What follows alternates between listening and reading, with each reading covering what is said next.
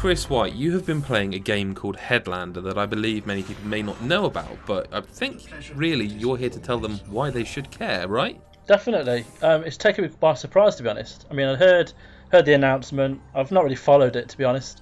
And then I just started playing it, and it's taken me by surprise. It's such a good game. There's so much to it that just make it one of the best I've played so far this year, if I'm being honest. Well, I mean, it's interesting you say that because I started playing it, and you know how sometimes you just start a game and you're like, oh, I'll come back to this. I thought it was a puzzle game. It was only after I read your review that you handed in, where you mentioned it was a metroidvania, and I booted it up and played like another couple of hours of it. I was like, oh my god, this is totally a metroidvania. I just played like the tutorial section and thought it was a puzzle game, man. Yeah, but there's so many facets to it. I mean, you have got the puzzles, so there's quite a lot of them. Some of them are quite long as well. They take good half an hour to finish.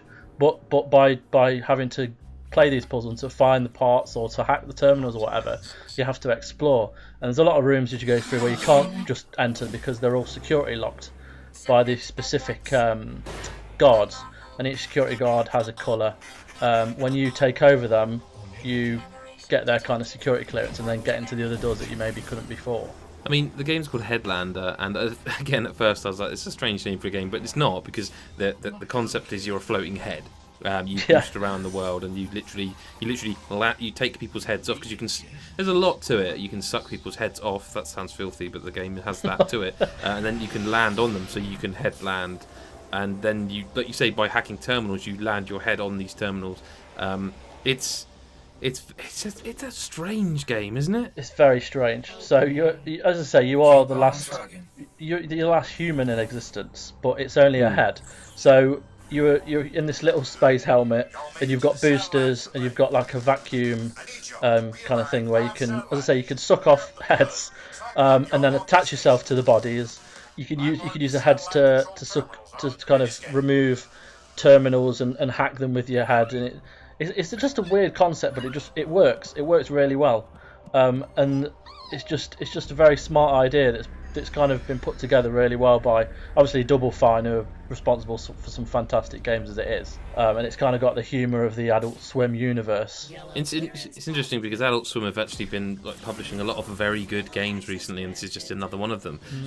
It is a Metroidvania type game. It's a very nice looking game, and it's got a good sense of, it's got a Double Fine sense of humour about it, wouldn't you say? Exactly. I mean, my issue with any game that tries to use humour in it, and it never seems to kind of fully realise it, whereas this, it's so naturally done that as we say, it's Double Fine, so we should expect it, but it's so smart and witty in parts, and it just fits perfectly, and it just, as I say in my review, it reminds me of kind of like Abe's Odyssey and Abe's Exodus. It's got that kind of comforting humour to it. It's got a nice world. The visuals are stunning, and it's just made this world feel so alive and just really well realised all round. Did you ever headland onto the snowman things at all? No, I haven't done that. I don't know whether you could. Yeah, it's not obvious. I just saw it and I was like, well,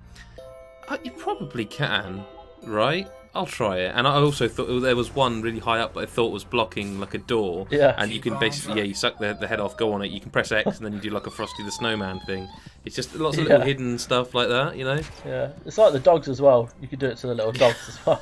So it's just really good. I just thoroughly enjoyed just the fun element to it. It doesn't take itself seriously, and it just wants to have fun. What do you make of the combat? Because I think it is quite combat heavy. There's a cover system. Obviously, you've played more of it than I have. At this point, I'm sort of getting a handle on it, but I'm not 100% sold on the combat. I mean, I've unlocked that thing where on PlayStation 4 you press triangle, and if the enemy's weak enough, you can just headbutt them, and it immediately transfers your head to theirs. But generally speaking, like, what do you think of the combat? See, because I've been playing it on PC, the combat is it must be a lot easier, because you've got like the cursor. So if you walk into a room and there's a guard on the other far end, you move your mouse icon just like next to his head, fire. So it's so quick. So straight away you could be taking out the enemy's heads, and that's the kind of, it encourages you to disable them rather than destroy them, because obviously you could use their body.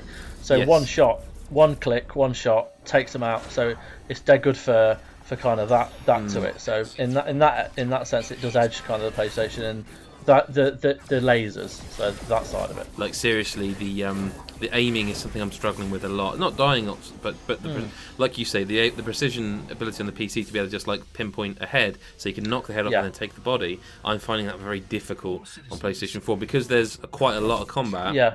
That is providing a difficulty I wasn't expecting. Oh, well, also, I want to just also ask you about performance. Like, have you had any crashes or anything, or has it been smooth for you? Yeah, it's been very smooth for me. It's quite interesting with how much is going on around you and everything, and there are times where you've got 4, 5, 6 guards in a room.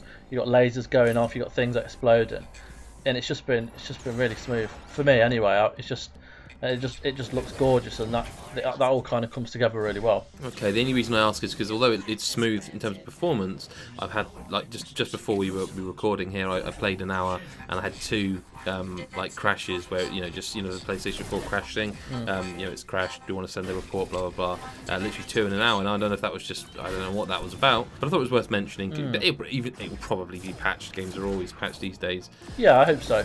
But Headlander seems to be a game that wasn't on people's radar, and it maybe is now, and you rated it very, very highly indeed, so it's certainly one people should be interested in. Yeah, I mean, I hope it does well. Oh, it should do. I was playing Song of the Deep, and I like that game, but this is so far definitely better than that. And you love it, and I mean, what more recommendation can there be, really? Yeah, no, definitely. Just go out and get it, and just trust in us. Because I think I'd like to think that it gets well received everywhere because they deserve it. There's clearly a lot of work's gone into it, and it's just good to show appreciation for a game studio that have put so much into it. So yeah, get it, definitely, 100%. Okay, well, thanks for your time, Chris, and we will see you in the next video. Bye for now.